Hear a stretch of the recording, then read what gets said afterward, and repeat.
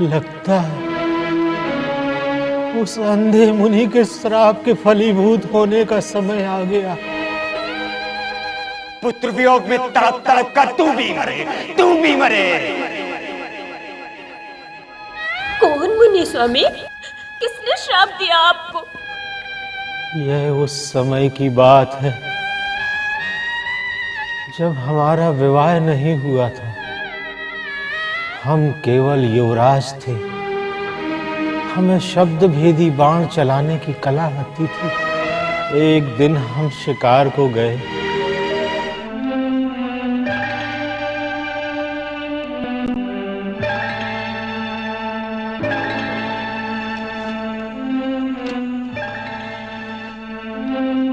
पुत्र श्रवण, प्यास से गला सूख रहा है बेटा, थोड़ा जल पिलवा दे।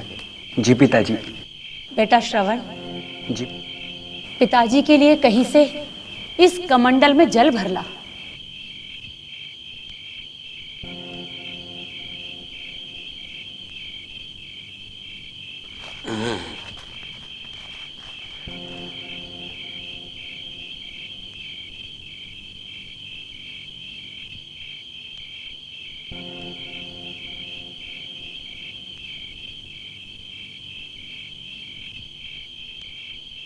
अरे सुनो बेटा। जी पिताजी। बेटा शीघ्र आना। बेटा देर मत करना। आप चिंता मत कीजिए, मैं अभी जल लेकर आता हूं।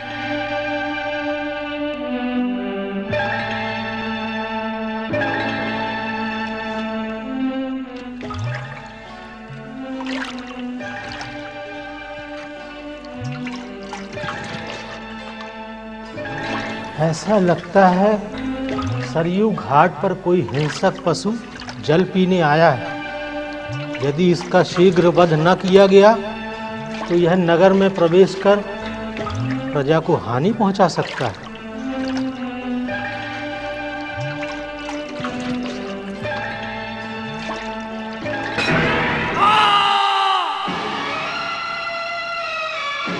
माताजी, पिताजी, हे भगवान, किसने मुझे तीर मारा? मैंने किसी का क्या बिगाड़ा था? हे भगवान, ये क्या हो गया?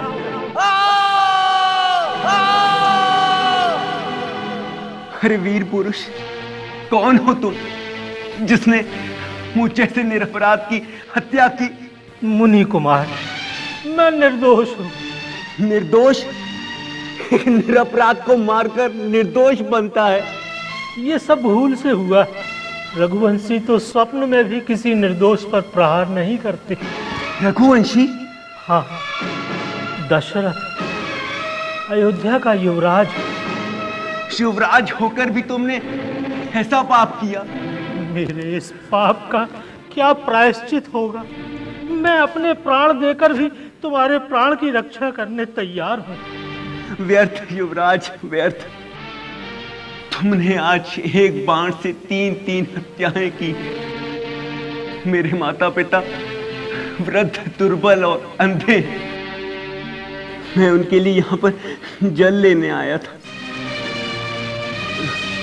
वो अभागे मेरी प्रतीक्षा में अधीर हो रहे होंगे। हे भगवान, मैं अपने माता पिता के सूखे कंठ में जल पहुंचा सकता। मुझे क्षमा कर दो। युवराज, तुम शीघ्र अभी मेरे पिताजी के पास जाओ और अपने मुंह से अपना अपराध स्वीकार कर दो। शायद वो ही तुम्हें क्षमा कर दे। अन्यथा उनकी क्रोध की अग्नि में जलकर तुम भस्म हो जाओगे। युवराज, तुम्हें मेरी शपथ है। युवराज, उन्हें यह जल अवश्य पिला देना। उन्हें यह जल अवश्य पिला देना। अवश्य। भगवान, ये कैसा अनर्थ हो गया?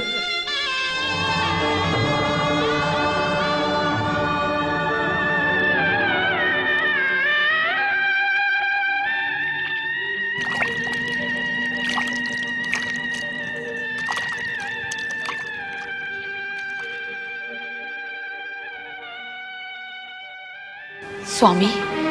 बोलो ज्ञानवती। श्रवण अभी तक नहीं आया। बेचारा जल की तलाश में कहीं भटक रहा होगा। पता नहीं, मेरे मन में बड़ी बेचैनी और घबराहट हो रही है। ज्ञानवती, तुम व्यर्थ चिंता न करो, हमारा श्रवण आता ही होगा।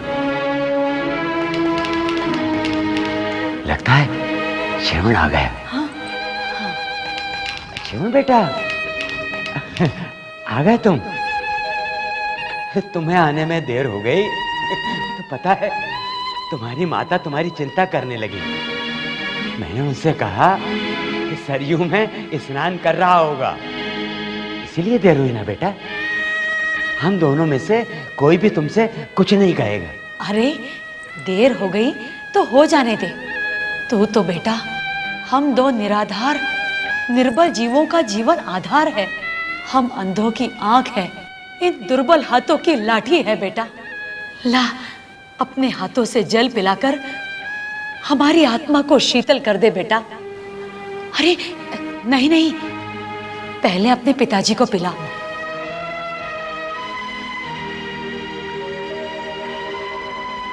तुम हमारे बेटे श्रवण नहीं?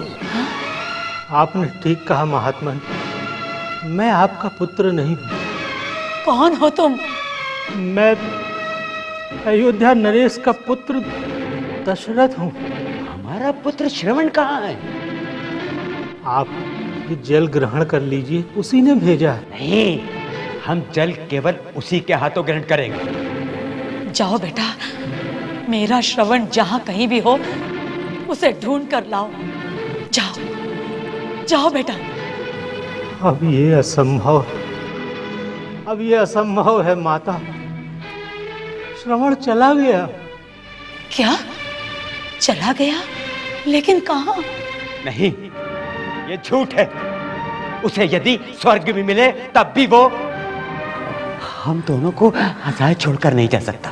परंतु अब वह सचमुच ही स्वर्ग चला गया है। ये मेरी ही भूल का परिणाम है। कमंडल से जल भरने की आवाज को हिंसक पशु के जल पीने की आवाज समझकर मैंने अज्ञानतावश शब्द भेदी बाण चला दिया, जो आपके पुत्र को लगा और वह स्वर्ग सिधार गया। नहीं नहीं, मेरा बेटा ऐसे नहीं जा सकता। आप थोड़ा जल पी लें, यही अंतिम इच्छा थी श्रवण की। अरे हत्यारे, तू क्या जल पिलाएगा? जल तो केवल पुत्र पिलाता है, जन्म में और मरण में।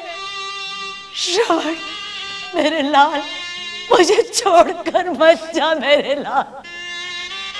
पुत्र श्रवण, मुझे छोड़कर मत जा। क्षमा क्षमा मुनिवर, क्षमा। तुझे जवाब कभी नहीं कर सकते, कभी नहीं।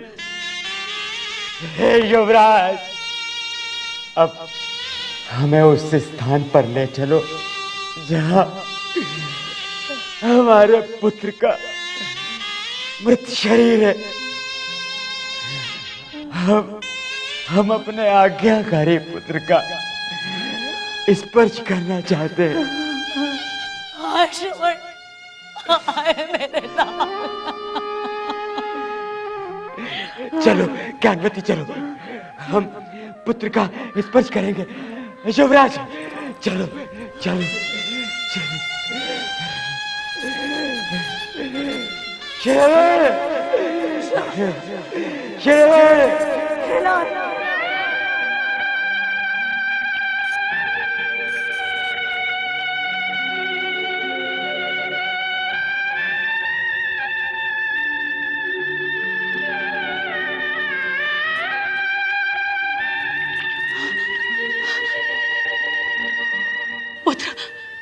पुत्र, हाँ?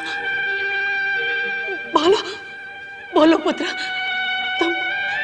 तुम मेरे सीने से क्यों नहीं लग जाते? पुत्र, तुम तो मेरे प्राण हो बेटा, तुम तो मेरे प्राण हो। तुम बोलते क्यों नहीं श्रवण? पुत्र श्रवण, अब हमें कौन कंदमूल लाकर भोजन खिलाएगा? बेटा, पुत्र श्रवण, तुम यमराज के घर अकेले ना जाओ। तुम्हारे बिना बेटे हम जी नहीं पाएंगे। पुत्र, हम दोनों तुम्हारे साथ चलकर यमराज जी से हाथ जोड़कर कहेंगे कि हमारे पुत्र श्रवण को अपने पास ना रखो, मत रखो अपने पास। ये अपने माता पिता का सच्चा भक्त है, उनकी आज्ञा का पालन करता है, उनका कहा मानता है। हाँ बेटा, धर्मराज बड़े धर्मात्मा हैं। वे अवश्य तुम्हें अभय दान देंगे बेटा। तुम निष्पाप हो मेरे बेटा, तुम निष्पाप हो। श्रवण, मैं भी तेरे से हाथ आ रही हूँ बेटा। मैं भी बेटा, मैं भी बेटा। श्रवण बेटा, श्रवण। ज्ञानवती, तुम बोलती क्यों नहीं? ज्ञानवती, तुम बोलती क्यों नहीं? ज्ञानवती, तुम बोलती क्यों नहीं? ज्ञानवती, मेरे नाम एक और हत्या। हत्यारे, तूने एक बाण से तीन हत्याएं की है। मैं अब अकेला जी कर भी क्या करूंगा? युवराज, अब मुझे भी मार डाल, परंतु युवराज, तूने अज्ञान से मेरे पुत्र को मारा है, इसलिए तुझे अति दारुण श्राप देता हूं, अति दारुण श्राप देता हूं कि जिस तरह पुत्र वियोग में तड़प तड़प कर मैं मर रहा हूं, उसी तरह तड़प तड़प कर तू भी मरे। पुत्र वियोग में तड़प तड़प कर तू भी मरे।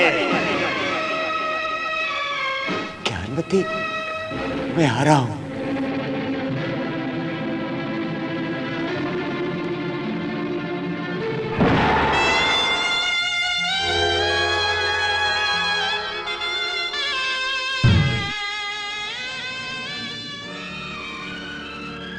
हे भगवान,